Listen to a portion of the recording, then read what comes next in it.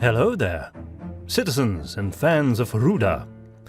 Thank you for returning to us for the third episode of the Treasure of Boneyard Bay, a witch hunter tale. As we've made clear on social media, we have made a mistake in the intro and outro of the second episode, and of course, that is something we have to correct. We mentioned that the standard edition, playing on YouTube and Podbean, was about 15 hours long, while actually 14 hours and a half would be more accurate. The extended edition that is available on Patreon and Bandcamp is not, as we said, 20 minutes longer, but actually 50 minutes longer. So that's a big difference, of course. We apologize for this miscalculation. I was always better at languages than at math. But now you've got the correct information, I think. No, I'm quite sure. If you're curious about the differences between both versions, we refer to the intro and outro of episode 2, the information accompanying episode 1 on Patreon, or the written description of our podcast episodes. There will be 12 episodes in total, so 9 more after this one. Is that correct? 12 minus 3, that's 12 minus 2 is 10, and then minus 1 is 9. Yeah, so yes, that's it. 9 more episodes. Most of the episodes will be about an hour long. The first ones will be a bit shorter overall, and the final episodes will be longer. The last two actually almost 2 hours, I think. We've got a Patreon page that helps us monetize these stories so we can create more of them in a shorter time than we did before. Without the support of these wonderful people, we'd never have been able to launch such a long audiobook in such a relatively short time. We got 4 new patrons this month, and we'd like to welcome them and mention them here. We have 1 new Witch Hunter Master, Joshua Ward, who is actually a returning patron, 1 Captain of the Guard, I think it's pronounced Dragan Cirik, but I'm not sure. I'm sorry if I butchered your name, a very talented illustrator, and 2 guardsmen, Hannes Fush and Joshua Saurus. Thank you guys for deciding to support us and helping us defend and expand the world of Ruda. Ruda, if you're considering becoming a patron, even if it's only for $1 a month or $12 a year, check out our Patreon page on patreon.com/audioepics. Among the many rewards are exclusive content like stories you can't find anywhere else online, exclusive updates, and lots of exclusive merchandise. We'd also like to thank you for liking, commenting, and sharing on YouTube and Podbean and social media, for your reviews on Amazon and Goodreads, because, you can review the book version of our stories, and of course your purchases on Bandcamp. If you are listening on YouTube and you haven't subscribed yet, make sure you do so and click that notification bell so that you will always know when something new comes out. Or if you are listening in podcast form, activate the RSS feed if you don't want to miss anything. And of course, we thank you for sharing this journey with us and hope you'll enjoy the third episode of The Treasure of Boneyard Bay with 2 new chapters, The Sea and The Rendezvous. The Sea. It was a perfect day to set sail. The city of Brughaven was already disappearing from view as the Theresia cleaved her way through the calm waters of the Western Sea. Ludlov stood looking at the waves, enjoying the way the wind stroked his hair, reminding him of Maria's fingers. He sighed. Everything reminded him of her. It hurt, but in a strange way, it also made the small moments that make up life more beautiful. He scoffed at himself. Maria's death had turned him into a wretch, shaken out of his wits by unbearable missing at the slightest provocation of his memories. Then again, he had seen the deep grief in the captain's eyes when he had told them about the real Theresia and their child, and looking at the man now, he seemed happy. Ludlov wondered how long ago it was that he had lost his family. Just then, he was brutishly pulled out of his reverie by the charming sound of a seasick flatlander vomiting into the ocean right beside him. "Gustav, I thought you were a seafarer," Ludlov said. "And the waters are perfectly calm today, too." Gustav raised his head and stared at him, looking sweaty and pale. "It's not that. It's these mussels. They upset my stomach." "Mussels aren't meant to be breakfast, amigo," Alvarado said. "Especially not pickled ones, I suppose," Gustav admitted. Chapelle approached them. I just had a word with the captain. It seems he's slightly worried about something. "What is there to be worried about?" Alvarado asked, leaning with his back against the railing and basking in the sun with his eyes closed. Something called to Belair, apparently. Chapelle replied. "You mean to Balbar," Gustav said, trying and failing to improve his current appearance in front of the pretty Gauldorian. "What's that?" Ludlov asked, looking around for Federhell, but he was nowhere to be seen on deck. "A sea serpent," Gustav said. "Legendary one." "Let me guess," Alvarado said without opening his eyes. "You once defeated this creature in single combat using nothing but a wooden spoon?" Ludlov and Chapelle chuckled. "No, actually," Gustav said seriously. "You clearly don't know anything about Tubalbar. He is a monster beyond anything you can imagine. They call him the Great Worm of the Western Sea. I think the Felskaren worship him as one of their gods. He migrates in circles around their island, always traveling counterclockwise, so you can more or less predict his location depending on the time of year. Sometimes he travels more to the south though, into these waters where we are now." I think I heard Captain Brughaven say that Tubalbar usually reaches the southern end of Felskar in late spring or early summer. Chapelle said. And it's hard to predict when he will turn north again. "Please don't remind me," Gustav said, looking genuinely terrified. Or perhaps it was still the nausea, Ludlov wondered. He followed Chapelle's gaze as she looked towards Master von Baumeister and Turmgard, who were standing on the quarterdeck, looking rather tense as well. "I wonder what sea serpent tastes like," Alvarado mused. "It would probably be good in a nice steak stew." They were approached by a crew member who spoke Flatlandish and introduced himself as Joop. Joop guided them around the ship and showed them their cabins. Ludlov was surprised the companions all had one of their own, while most of the regular crew had to sleep together. Gustav was especially pleased with the large chest where he could store his luggage, while Chapelle seemed apprehensive about the idea of sleeping in a hammock. "In Isclavia, we use them on land as well, for relaxation.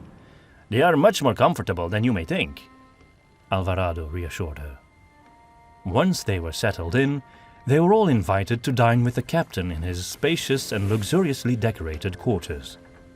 A single large window gently invited the soft summer evening light, while the candles on the table completed the illumination. Master von Baumeister demanded most of Captain Brokilhoff's attention, lecturing him about the history of the witch hunter uniform. But to Ludlov's surprise, the captain seemed genuinely interested in the topic. Eventually, the conversation did shift to sea travel and the route they would be taking.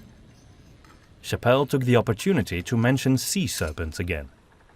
Captain Brokilhoff looked rather worried at that, but then he smiled.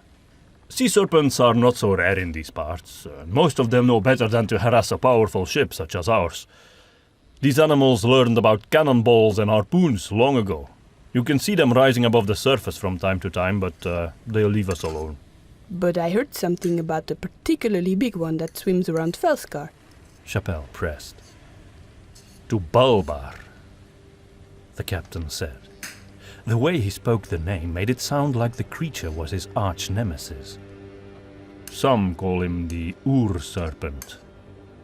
The Felskaren worship him as the dragon god of the sea. In truth, he's just a very old, very large and very grouchy animal. We usually avoid these parts of the sea around this time of year, if at all possible, but of course, as Master von Baumeister made clear, your journey cannot wait. Do we have to worry about the Balbar? Ludlov asked. The captain took his time to drink from his goblet of wine before answering. There is a small chance of an encounter, he admitted then, but it really is quite small. This is the time of year when he reaches the southern end of Felskar, and we might actually be able to catch a glimpse of him from a distance, but as long as we stay away from his territory, we should be safe. Of course, the smaller sea serpents are sighted much more often in these parts, but they are less of a threat. Mr. Finsterdunkel informed us that sometimes Balbar ventures further down south. Did he? The captain smiled, looking at Gustav, who was too busy sucking out the contents of a clam to pay notice. Well, yes, it has happened, Brughaven said. But only when he is provoked somehow. Like I said, Balbar is grouchy and likes to be left alone. Anyway, we only have to pay extra attention for the first few days. The closer we get to Loinvue, the less likely we are to encounter vicious sea creatures. That seemed to satisfy Chapelle. You hail from Gauldor, I hear, the captain said. Yes, Captain. I am from Loinvue. Captain Brughaven's eyes and his smile both widened. Ah, Loinvue. La cité du vin et des belles femmes. But then I have good news for you. We are on our way there right now. Loinvue? Vraiment? Chapelle exclaimed with a gasp, her blue eyes shining with excitement. It's on the way, and we would do well to replenish some of our provisions before we make the final stretch to Isclavia, Von Baumeister clarified in a tone that indicated their voyage was not supposed to be a pleasure trip. Especially wine, Captain Brughaven said, somewhat ruining the mood the witch hunter master had set. Our Slavonian wine just doesn't compare, does it? He added, looking sadly at the contents of his goblet before swilling down the remainder.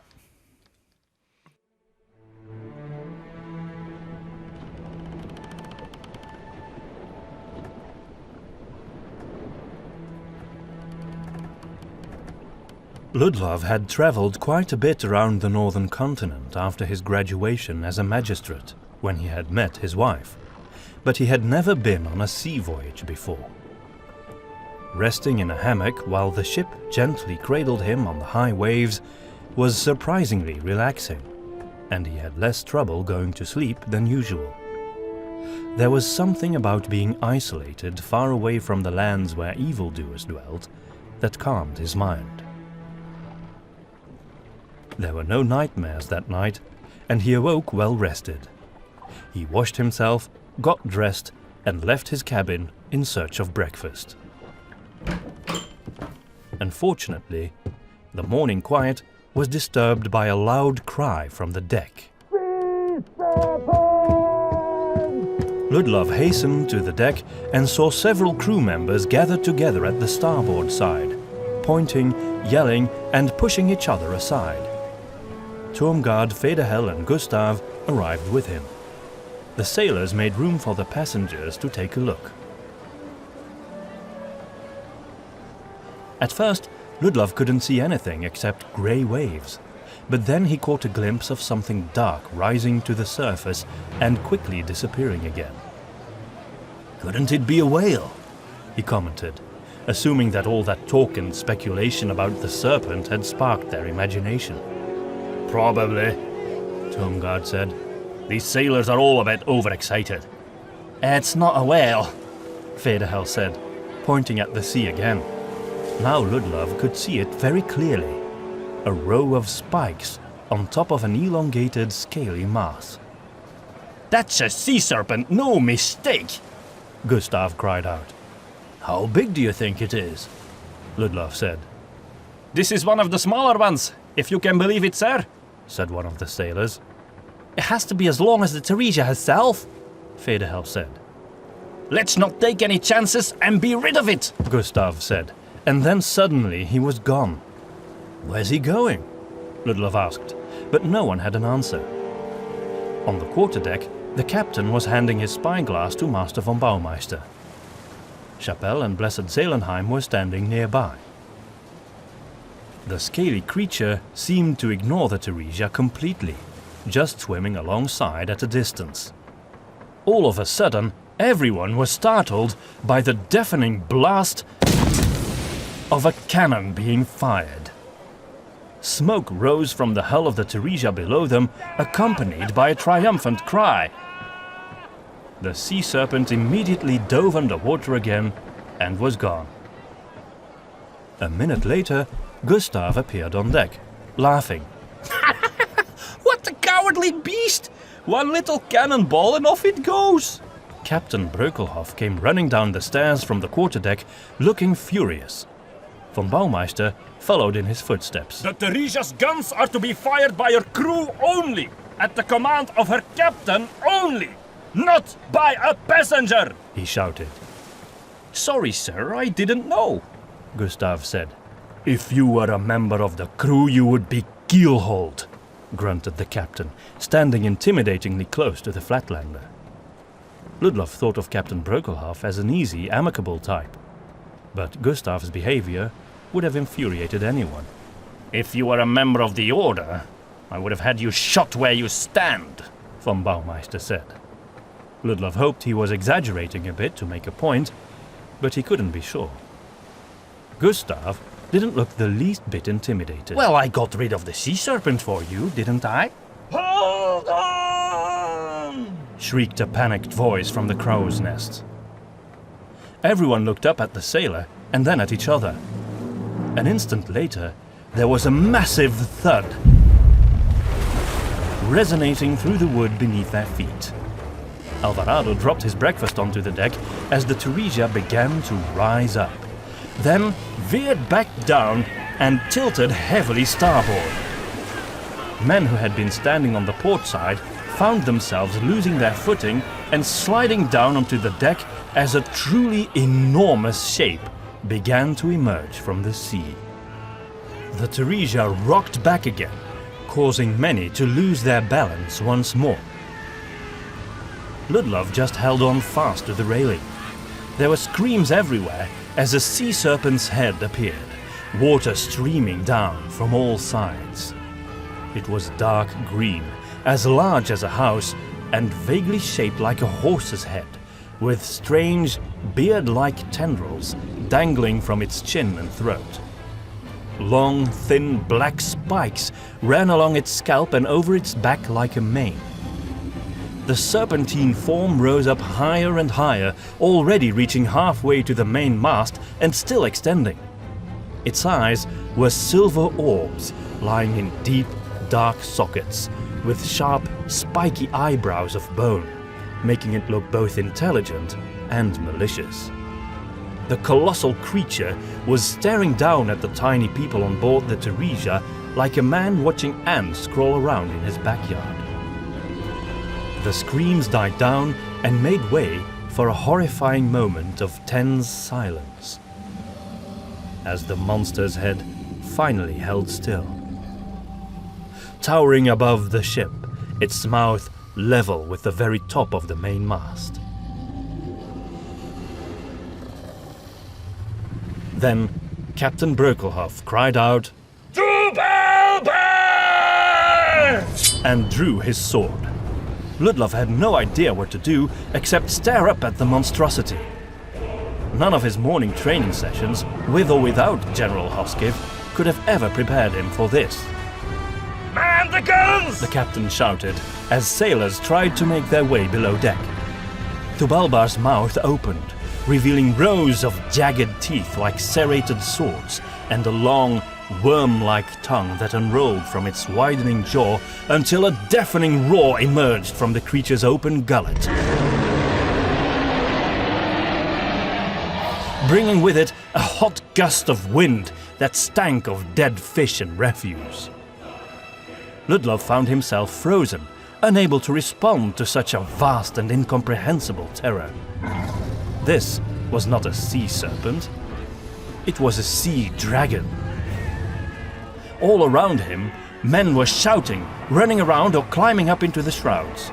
Somewhere in the midst of all the chaos, he saw Blessed Seelenheim, standing calmly in the middle of the deck, her eyes closed and her arms spread wide in a gesture of blessing. She was deep in prayer.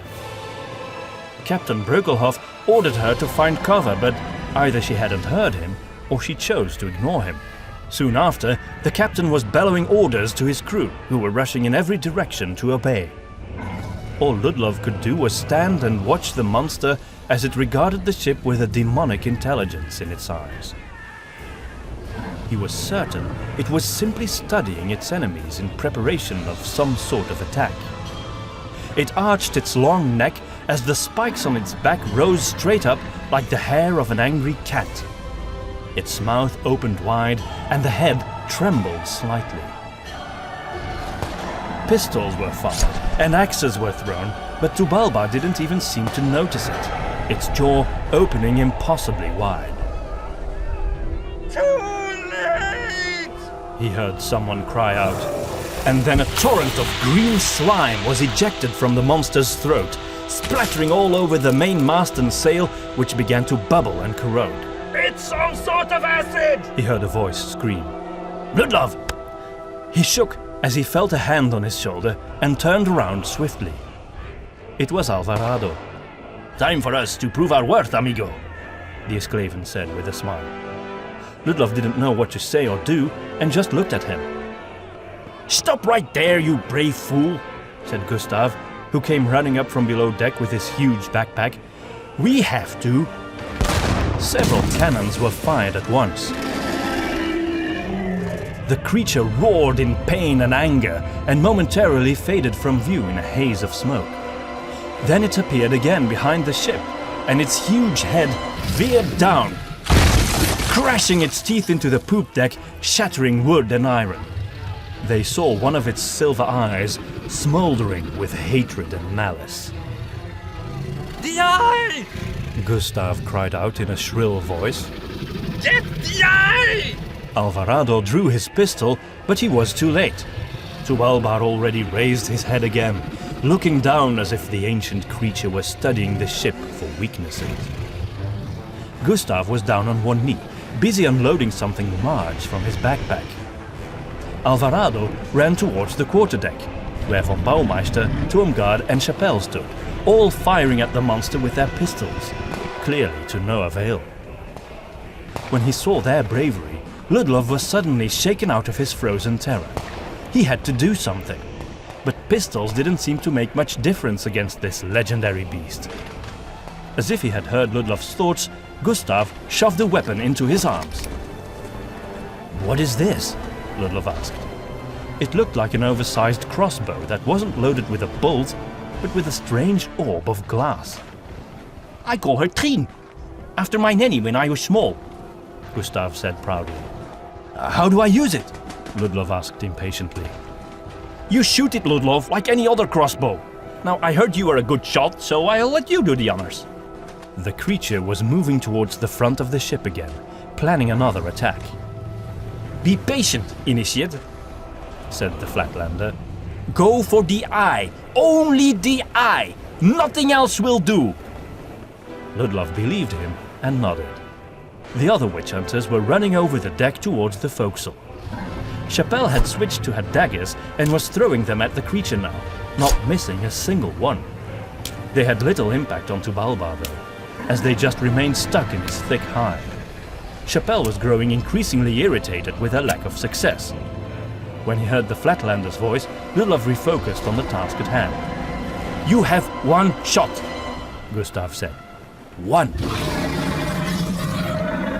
Alvarado came standing next to him. We cannot keep firing blindly away at its scales. It is useless, he said. We have to find its weakness and exploit it. The eye, Gustav said again. Get the eye.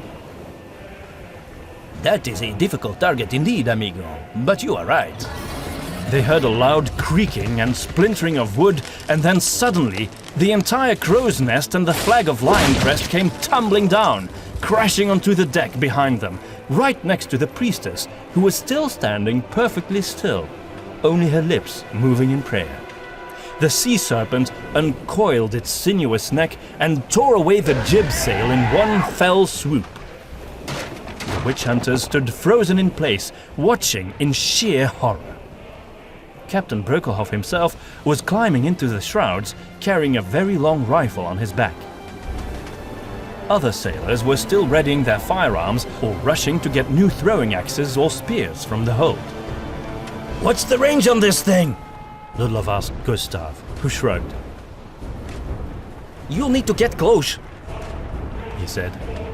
Ludlov cursed himself for his earlier inaction and started running in the direction of the forecastle. He made his way beside the other witch hunters, held up the crossbow and aimed. Tubalbar seemed to be studying the ship again. Or perhaps the ancient worm was actually looking at the ship's crew and passengers. Ludlov thought he had an aim on the monster's eye, but he needed to get closer, and so he made his way to the front of the deck. He had his fingers on the trigger when another shot sounded from behind and the mighty serpent was hit on its nose. It shrank back momentarily, shrieking in pain. Ludlov instinctively pulled the trigger and saw the orb flying past and landing harmlessly into the briny waters. No! He had destroyed their only chance of doing any real damage to this creature. Despair washed over him. Let me through! He heard Gustav say behind him. He turned and saw the Flatlander making his way between the witch hunters, who were all busy reloading their weapons. Gustav ran up to Ludlov and offered him another orb. I thought you only had one, Ludlov said. I just said that to make sure you wouldn't waste it, Gustav explained. but that clearly didn't work. Ludlov didn't know whether he wanted to strangle or kiss the man, and simply accepted the ammunition. Tubalbar was angry now, blood dripping from the creature's nose, its head trembling once more as it made ready to spew its acid again. Get closer, Gustav said as Ludlov was reloading the crossbow. this really is the last orb. Ludlov gave the Flatlander an incredulous frown and loaded the orb. It made a sharp click as it was set in the weapon. Then Ludlov suddenly realized what Gustav had just suggested. Closer? He repeated. There wasn't any further to go on the ship's deck. Gustav inclined his head towards the bowsprit. Draw its attention, He added, then stepped back and looked at the enormous creature as it opened its mouth wide and readied itself to cover the mast where the captain was located with acid. Ludlov hated to admit it, but Gustav was right. He carefully climbed onto the bowsprit and slowly made his way as far ahead as he could, holding on tight with both legs and one arm, his other clasping the crossbow. The monster seemed to ignore him, too busy with its plan to avenge its bloody nose. When he was on the middle of the peak, Ludlov realized he could climb no further. He tried to sit upright, but the ship was moving too violently. He lost his balance and almost fell off. He hung upside down now, clasping the bowsprit tight with his legs and holding the crossbow in both hands. In his topsy-turvy view, he saw the wild waves above him, a mass of scales below it, and the vastness of the sky at the bottom. Somewhere in the midst of all this chaos, he could see a silver eye, small and impossible to hit. Tubalbar spat, and he heard the horrible acid being sprayed onto the sails behind him. Men were screaming, firearms were being shot, wood and rope were crashing down onto the deck, and the spiteful worm neared its head towards the Theresia as if it were gloating and enjoying the damage it had wrought. In that moment, its eye came closer, and Ludlov believed he could hit it, but the trajectory would fail if he were to shoot from this upside-down position. So with an enormous effort, he tried to swing back on top of the wooden peak, but failed and almost dropped the crossbow into the sea. He was still dangling upside down when he heard a familiar voice calling his name. Take my hand, amigo! Take my hand! Alvarado had climbed onto the bowsprit and held out his arm towards Ludlov, who exerted all his strength to move his torso upward and grab the Isclavian's hand. Behind Alvarado, he saw Gustav, who was cheering them both on. Alvarado pulled with all his might and eventually managed to get Ludlov back on top of the bowsprit. Every muscle was burning, and his head swam in dizziness, but he had no time to recover. Ludlov was on his belly, with Alvarado holding his legs down onto the bowsprit so he wouldn't lose his balance again. With both arms, Ludlov grasped the crossbow. He closed one eye and aimed carefully. Look at me, you wretched worm! He cried out to Tubalbar, and he felt the creature's malevolent gaze turning towards him. Then he shot. The orb flew right into Tubalbar's eye and exploded. The shards of glass in its eye had to be painful enough, but there was an eruption of blue flame followed by a thick, black cloud of smoke that spread out all over the side of the monster's head and burned it like dark fire. It screamed in agony, louder than all the guns of the Theresia if they had been fired simultaneously. Charred scales stumbled down into the sea as the massive head recoiled far back, trailing inky smoke in the sky. Ludlov caught a glimpse of Tubalbar's half-ruined head before it crashed down into the waves and the colossal serpent swam away. The waters in front of him rose and crashed against the bow of the Theresia, utterly engulfing Ludlov. He thought he was drowning for a moment, but still held on tight to the bowsprit. Then the water receded, the ship rose up again out of the brine, and he heard a momentous cheer erupting behind him.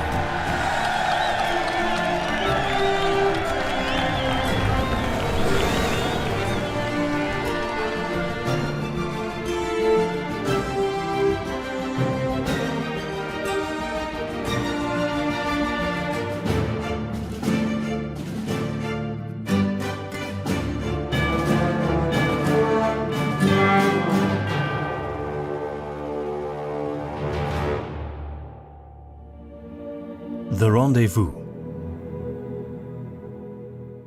Whether Tubalbar was dead or had simply fled to lick his wounds, no one could tell.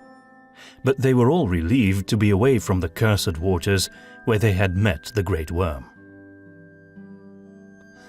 The Theresia had lost several sails and the crow's nest was gone. Tubalbar's teeth had wrought havoc to the deck and the hull, but the damage had been mostly aesthetic. 6 sailors had been burned by the acid, 2 of whom had died.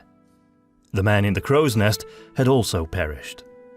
In truth, it was a nearly miraculous outcome for an encounter with the dreaded ur-serpent. The sails could be repaired right away, although one of them had to be replaced with a plain white one. The flag of Lion Crest could fly once more as well, even though it was torn and ragged. The monster's attack had also destroyed the 2 rowboats that had been attached to the starboard side of the hull, leaving only the 2 on the port side. Apart from what had happened to his crew, Captain Brughaven's greatest regret was that they would arrive in Loinvue with the Theresia looking less than herself. The deadly victims of the attack were called Tom, Corneel, and Evert. Wrapped in linen, they were given a brief but solemn ceremony led by Blessed Seelenheim, which concluded in a eulogy from the captain. Then they were entrusted to the endless waters. After the departure of the monster, Ludlov had been showered with adulation. Almost everyone on the ship seemed to think more highly of him now, especially the sailors and his fellow initiates. Even Master von Baumeister had taken notice of his achievement and approved. Gustav had patted Ludlov on the back like a proud father, clearly convinced he deserved a share in his triumph, as he had provided the means to their victory. Afterwards, the Flatlander had taken Trine the crossbow from his backpack and thrown it into the sea, claiming it was useless now without the glass spheres. Nevertheless, Ludlov was sure the extra room in his backpack would soon be filled again with other trinkets on this treasure hunt. Only one person remained cold in his interactions with him after the serpent's defeat. Turmgard, who obviously felt threatened in his position as von Baumeister's favorite. The witch hunter had nothing to fear from Ludlov, though, who felt no urgent need for the master's approval. Of course, he was hoping for a positive evaluation after this endeavor. If he survived, that was. He still wanted to become a witch hunter, as it was the best way to find out who had killed his wife and punish them. And of course he knew that von Baumeister's testimony held a lot of weight and would certainly help him reach that goal. The truth was simply that Ludlov didn't like the man. He had always held Lord Adomir and Lady Hoskev in high esteem, in part for their uncompromising loyalty to the principles of the order. And he recognized that sometimes those principles were hard. Von Baumeister, on the other hand, was a different personality altogether. Ludlov found him haughty rather than confident, and callous rather than strict. Still, Alvarado had spoken well of the master, and Ludlov trusted the Isclavian's judgment. Alvarado himself had also enjoyed his fair share of compliments. I am just grateful to have witnessed the attack of such a magnificent beast of mythical proportions, he had said. If I had become lunch to the likes of Tubalbar, it would almost have been an honor. And by the way, he had added conspiratorially, it would no doubt have been the best meal the creature had ever had. Apparently, I taste pretty good according to the ladies. Of course, that was before I signed up to become a witch hunter, he had corrected himself hastily. Most had chuckled.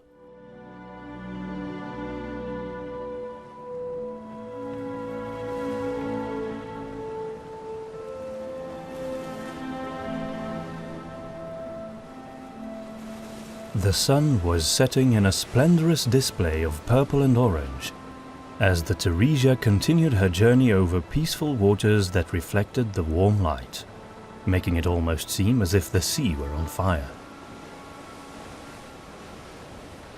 There was no sign of the great worm anymore. The beast was gone.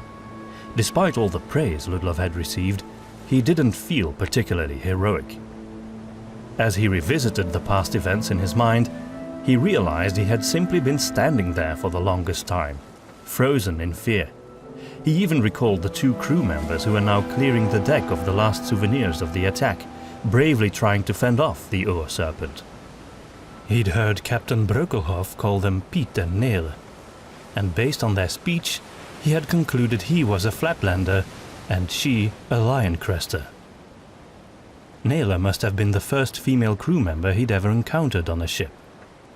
As he watched Piet and Neele clean the deck, he noticed they obviously knew each other well. Looking up from their scrubbing and cleaning, the 2 occasionally shared a gaze.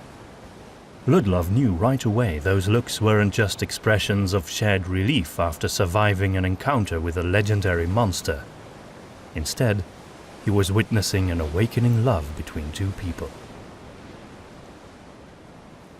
Ludlov was sitting on a barrel, watching Alvarado and Federhell playing cards from a distance. Blessed Ula Seelenheim stood on the forecastle, with widespread hands, praying a litany to the goddess for the further protection of the Theresia. She had become much more proactive in her duties ever since the attack of the sea serpent, Ludlov noticed. Then again, that was hardly surprising, unlike the sudden appearance of Chapelle from below deck, carrying a book. She had been very quiet and reserved lately, and Ludlov wondered why that was. Chapelle was a mystery to him. A frail young woman, beautiful but pale and delicate in all her features, with large, innocent eyes. She didn't exactly look the part of a witch hunter. Her hat even seemed somewhat oversized and looked a bit comical on her. Seeing her made him wonder what Maria might have looked like as a witch hunter. Still, Chapelle had reached the rank and clearly knew how to handle herself. Looks could deceive, as he knew all too well. As she turned to him, he realized he had been staring at her, so he looked away self-consciously. To his surprise, Chapelle approached him and started talking. I think I know that look in your eye, she said. Ludlov didn't know what to say and just looked at her curiously. You miss someone. He felt relieved that she hadn't misinterpreted his gaze and nodded. How did you know? Chapelle leaned on the railing, which had been repaired with a rather unsightly wooden board. She was looking out over the sea as the wind playfully stroked her golden hair. Everyone on board probably does, of course. She clarified. But in you I sensed something more, deeper. Someone was taken from you. You've probably heard from the others, he replied. It irked him that his personal tragedy had been doing the rounds as nothing more than a bit of gossip, even though he understood the nature of these things.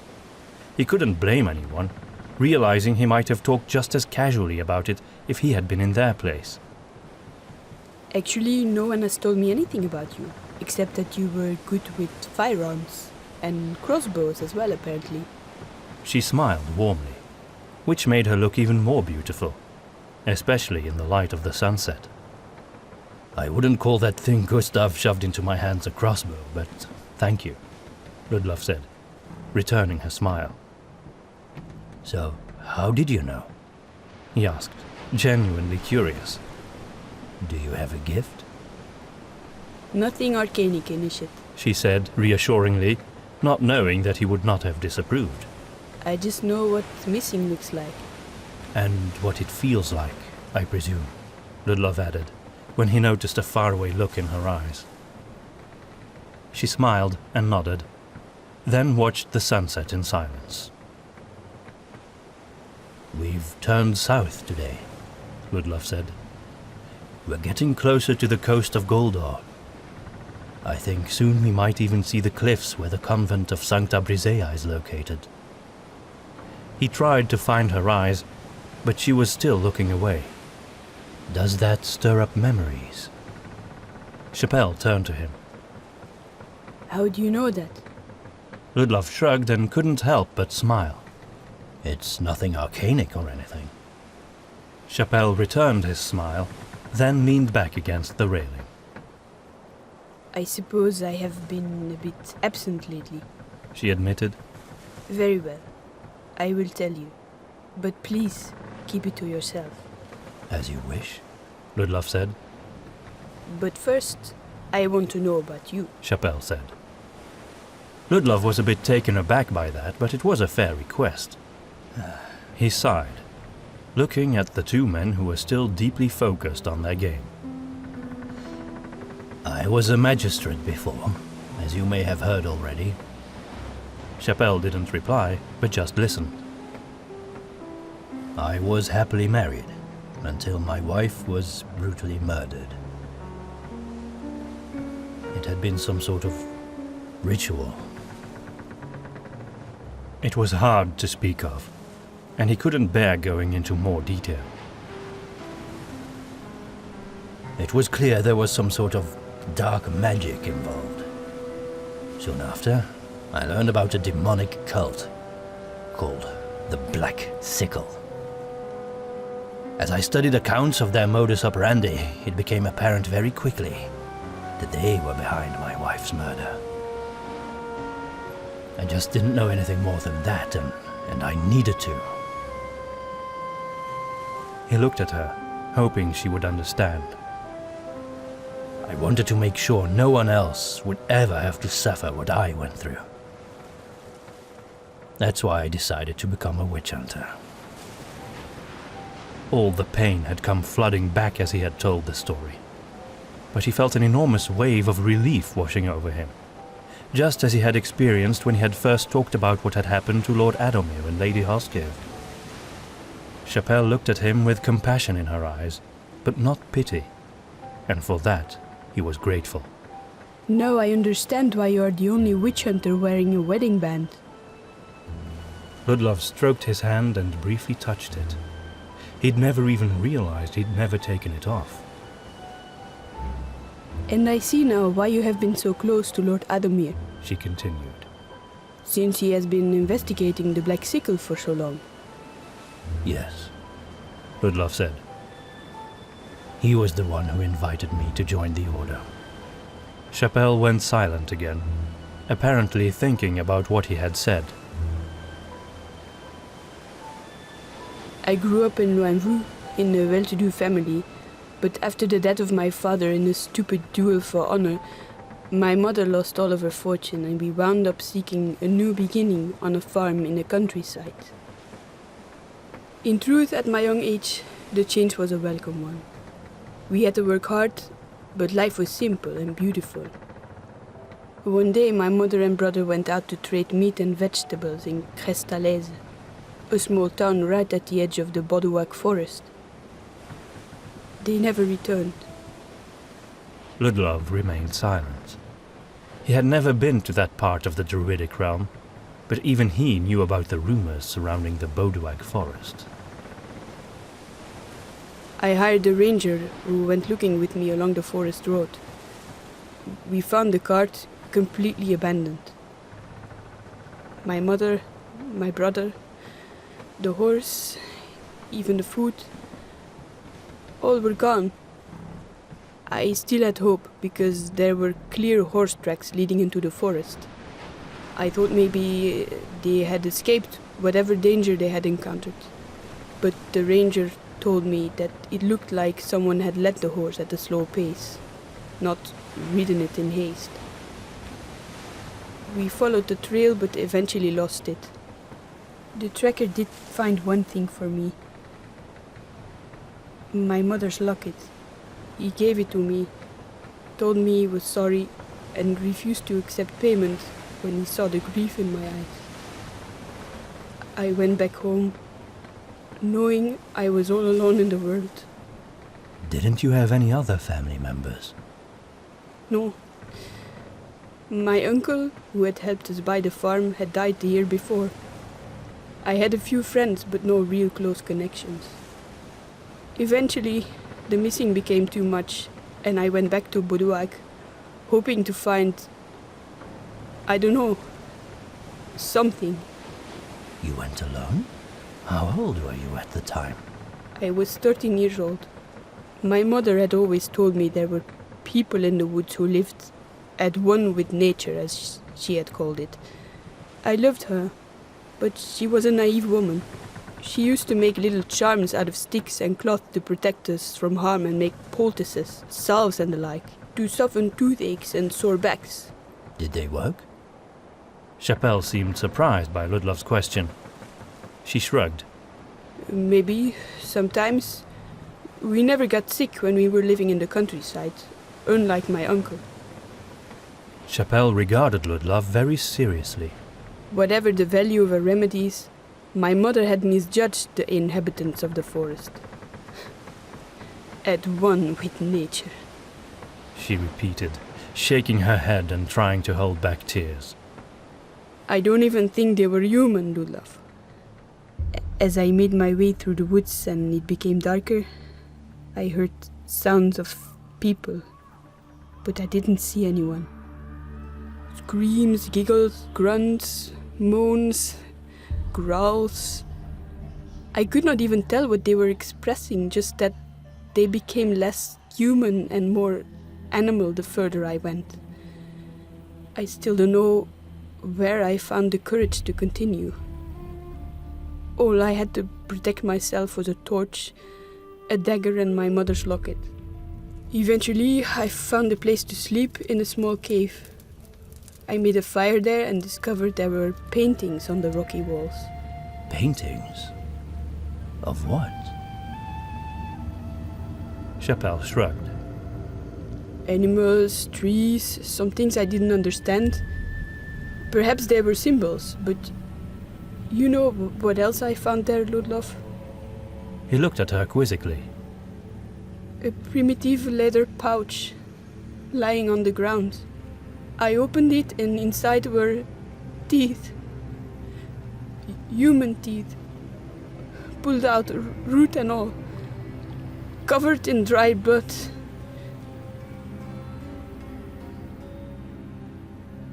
I turned around and ran. I know it isn't possible, but to my memory, I ran for days without pausing.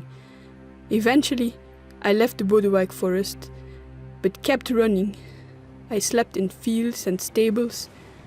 I stole food from farmers and villages, and just made my way east until at last I arrived at the lake of Carleon. It was fully dark now. Everyone else had left the deck, leaving Ludlov and Chapelle alone with only the stars for company. They say that in the waters of that lake you can see your greatest desire. It's true. I saw it. Ludlov just looked at her. I saw myself carrying a rapier and a pistol, killing every last one of those creatures. There was no more tremble in her voice now, only a cold, hard determination. A fisherman and his wife found me. They clothed me, fed me, and healed me. From there, I went to Bucolia, to the convent of the Sacred Fire, where I stayed for 3 years. I could have become a sister of repentance and lived a peaceful life. The hatred had subsided, but I was still determined to bring an end to this evil. And eventually, I left and went to Sevenpeaks to become a witch hunter.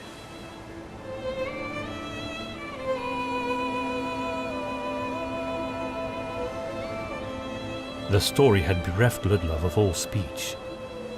Chapelle was perhaps 10 years his junior, but she had already suffered more than he had. He could only look at her and pray to the goddess that she would someday find peace again. So you see, Ludlov, Chapelle said, as she looked out over the dark waters. the customs of those innocents who live at one with nature, there is nothing admirable about them. Although my mother's dabbling in that filth did save my life. Ludlov nodded, unable to say anything more. Every confession day, I still ask the priest to cleanse me of all the influences those things might still have on me. Chapelle concluded. What about your farm? Ludlov asked. You never went back? She shook her head. I don't want to. I can't bear it. What about Loinvue? He asked. I look forward to revisiting Loinvue. Chapelle said. It reminds me of my father and the way my family was once, long ago. During the innocent days of my childhood. It will be good to set foot there again. Ludlov smiled carefully. Good. I hope I didn't give you nightmares, Initiate. Chapelle said, forcing a bit of mirth into her voice. Not at all. I thank you for sharing your story. It's good to meet someone who understands, she said. That's true. They were both silent for a bit. Well, it's late. Very late. I should prepare for night prayers. Chapelle said. Good night, witch hunter, Ludlov said, with a respectful nod. As she turned, something dropped out of the book Chapelle had been carrying. It was a folded page. He bowed down to pick it up. He wanted to tell her she'd dropped something, but Chapelle was already gone. Curiously, Ludlov opened the folded piece of paper. On it was a crude sketch of the Black Sickle.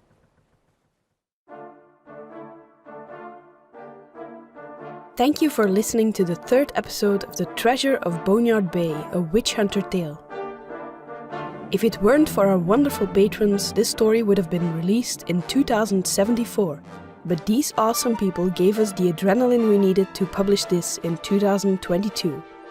Arno Teva, Caitlin Bredenkamp, Kat Mosseri, Osarian, Ryan Stock, Joshua Ward, Mix and Match, Joseph Stowell, Peter Strandkrone, Amy and Dallas Austin, and Matt Patain.